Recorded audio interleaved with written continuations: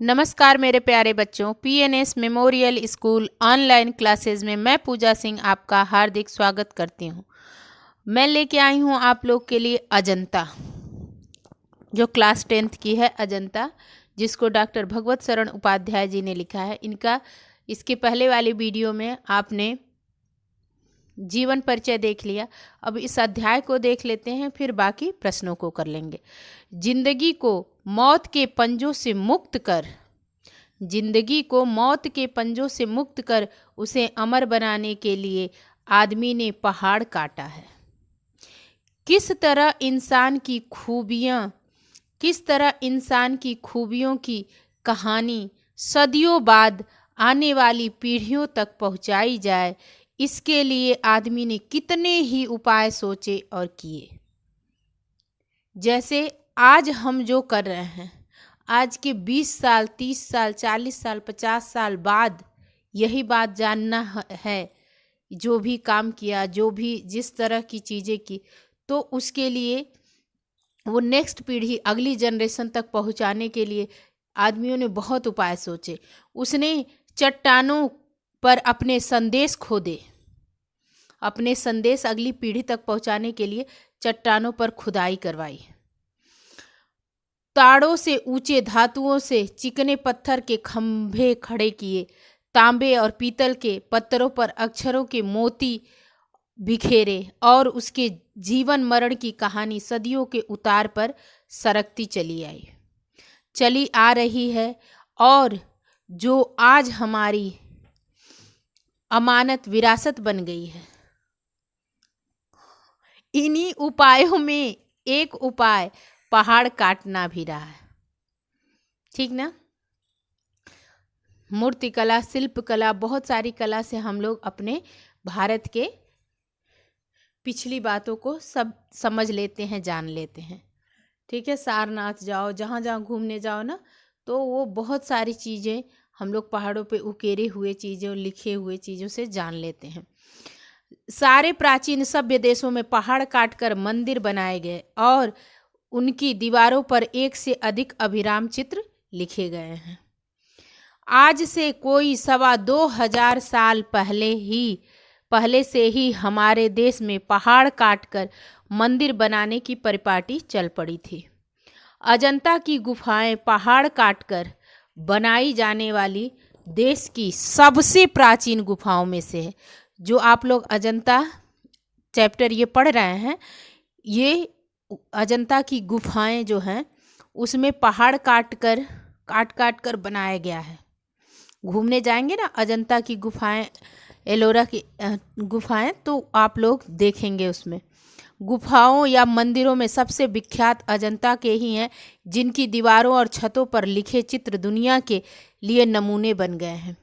चीन के तुन हुआंग और लंका के सिमरिया की पहाड़ी दीवारों पर उसी के नमूने के चित्र नकल कर लिए गए थे। और जब इसीलिए अब ज़्यादातर जगह ना अंदर घूमने जाओगे तो तुमको मोबाइल अलाउ नहीं है, बिल्कुल भी नहीं। पहले कैमरा वैमरा लेके लोग पहुंच जाते थे, अब ये मना हो गया हर जगह। अभी हम लोग जल्दी ही राष्ट्रपति भवन घूमने गए थे, वहाँ पे पहले ही मोबाइल जमा हो गए। अंदर की चीज़ों का कोई भी हम फ़ोटो क्लिक नहीं ले सकते। संसद भवन में भी अंदर जाके नहीं ले सकते, ठीक है। बाहर से कुछ भी करो। उसके बाद जिनकी दीवारों और छतों पर, नहीं हम लोग यहाँ थे ना, कि जिनकी दीवारों और छतों पर लिखे चित्र दुनिया के लिए नमूने बन गए। चीन के तुन हुआंग और लंका के सिमरिया की पहाड़ी दीवारों पर उसी के नमूने के चित्र नकल कर लिए गए थे। और अब जब अजंता के चित्रों ने विदेशों को इस प्रकार अपने प्रभाव से निहाल किया, तब भला अपने देश के नगर देहात उनके प्रभाव से कैसे निहाल न होते। बाघ और सित्तन वासल की गुफाएं इसी अजंता की परंपरा में हैं, जिनकी दीवारों पर जैसे प्रेम और दया की एक दुनिया की सिरज गई है। बाघ और सित्तन वासल की गुफाएं भी हैं, वो भी उसी परंपरा की है, अजंता की परंपरा की। ठीक, वहाँ पर भी प्रेम और दया की दुनिया एकदम जैसे उकेर दी गई है, ऐसा बना दिया गया है कि आपको देख के ही समझ में आ जाएगा। और जैसे संग साजों में उन गुफाओं पर रौनक बरसाई गई है, चितेरे जैसे रंग और रेखा में दर्द और दया की कहानी लिखते गए। और कलावंत छेनी से, कलाकार की जो छेनी हथौड़ी होती है ना, तो वो छेनी ही उसका हथियार होता है, उसी से वो उकेरता रहता है। बहुत मेहनत लगती है, कोई भी ऐसे पत्थर पे कुछ भी हथौड़ी और छेनी लेके बनाते हैं सब ना, तो उसमें बहुत वो लगता है, टाइम, समय लगता है, दिमाग लगता है, कुछ भी खराब होगा तो बहुत ज़्यादा नुकसान होता है। मूर्तें उभारते कोरते गए हैं, वैसे ही अजंता पर कुदरत का नूर बरस पड़ा है। प्रकृति भी वहाँ थिरक उठी है। बम्बई यानी अब मुंबई के सूबे में, बम्बई और हैदराबाद के बीच विंध्याचल के पूरब पश्चिम दौड़ती पर्वतमालाओं से निचौंधे पहाड़ों का एक सिलसिला उत्तर से दक्षिण चला गया, जिसे सह्याद्री कहते हैं। अजंता के गुहा मंदिर उसी पहाड़ी जंजीर को सनाथ करते हैं, यानी वो अनाथ था उसको सनाथ करते हैं, ये अजंता की। इसी वजह से सब लोग वहाँ बहुत घूमने जाते हैं। ठीक ना। अजंता गांव से थोड़ी ही दूर पर पहाड़ों के पैरों से में सांप सी लौटती बाधुर नदी कमान सी मुड़ गई है। वहीं पर्वत का सिलसिला एकाएक अर्धचंद्राकार हो गया है। कोई 250 फुट ऊंचा हरे वनों के बीच मंच की तरह उठते पहाड़ों का यह सिलसिला हमारे पुरखों को भा गया है और उन्होंने उसे खोदकर भवनों महलों से भर दिया। सोचिए जरा कि ठोस पहाड़ की चट्टानी छाती और कमजोर इंसान का उन्होंने मेल जो किया, तो पर्वत का हिया दरकता, हिया मतलब हृदय दरकता चला गया। वहां एक से एक बरामदे, हाल, मंदिर बनते चले गए। पहले पहाड़ काटकर उसे खोखला कर दिया गया, फिर उसमें सुंदर भवन बना दिए गए, जहां खंभों पर उभारी मूर्तें जो हैं वो बेहस उठी, मतलब हंस रही हैं। ऐसा सजीव चित्रण किया गया ना, ऐसी वहाँ की नक्काशीदारी की उसको विदेशों से घूमने लोग आते हैं। और अगर आप लोग कभी गए ना तो बहुत ही सुंदर लगेगा, देखोगे तो। भीतर की समूची दीवारें और छतें रगड़ कर चिकनी कर ली गई और तब उनकी जमीन पर चित्रों की एक दुनिया ही बसा दी गई है। पहले पलस्तर लगाकर आचार्यों ने उन पर लहराती रेखाओं में चित्रों की काया सिरज दी, फिर उनके चेले कलावंतों ने उनमें रंग भरकर प्राण फूंक दिए। फिर तो दीवारें क्या हुई, चमक उठी, उमंग उठी, पहाड़ पुलकित होते, खुश हो गए, प्रसन्नचित हो गए। कितना जीवन बरस पड़ा है इन दीवारों पर, जैसे फसाने अजायब का भंडार खुल पड़ा हो। इन दीवारों पे इतने तरह तरह के चित्र है ना कि वही फसाने, कई तरह के। कहानी से कहानी टकराती चली, कहानी से कहानी जो है टकराती चली गई है। बंदरों की कहानी है, हाथियों की कहानी है, हिरणों की कहानी है।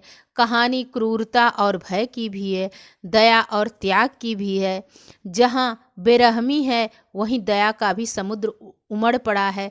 जहाँ पाप है वहीं क्षमा का सोता फूट पड़ा है। राजा और कंगले, बिलासी और भिक्षु, नर और नारी, मनुष्य और पशु, सभी कलाकारों के हाथों सिरजते चले गए। हैवानों की हैवानी को इंसान की इंसानियत से कैसे जीता जा सकता है, कोई अजंता में जाकर देखे। बुद्ध का जीवन हजार धाराओं में होकर बहता है। पूरा बुद्ध के जीवन चरित्र को उस पर उकेरा गया है, जन्म से लेकर निर्वाण तक। जन्म से लेकर कैसे कैसे फिर उन्होंने निर्वाण कैसे प्राप्त की तक उनके जीवन की प्रधान सभी प्रमुख घटनाएं उस पर लिख दी गई हैं। आंखें रुक सी जाती है, अटक सी जाती हैं, हटने का नाम नहीं लेती। यह हाथ में कमल लिए बुद्ध खड़े हैं, जैसे छवि छलकी पड़ती है, उभरे नयनों की ज्योत पसरती जा रही है और यह यशोधरा वैसे ही कमल नाल धारण किए त्रिभंग में खड़ी हैं। और यह दृश्य मतलब यशोधरा को छोड़ के कैसे महात्मा बुद्ध, तो वो सारे दृश्य को ऐसे प्रदर्शित किया गया है कि एकदम साक्षात आप देख रहे हैं, मतलब इधर उधर नहीं कहीं देखने के, वहीं नैन ज्योति पसरती रहती है, आंखें छलकी पड़ती रहती है, वहीं जैसे मतलब हमारी आंखें हटेंगी ही नहीं देखने वो दृश्य देखकर। महाभिनिष्क्रमण का यशोधरा और राहुल निद्रा में खोए, गौतम दृढ़ निश्चय पर धड़कते हिया को संभालते। और यह नंद है अपनी पत्नी सुंदरी का भेजा द्वार पर आए बिना भिक्षा के, द्वार पर आए बिना भिक्षा के लौटे भाई बुद्ध को लौटाने। जो आया था और जिसे भिक्षु बन जाना पड़ा था, बार बार वह भोगने, बार बार जो वो था वो अपने भागने को होता है, बार बार पकड़कर संघ में लौटा लिया जाता है।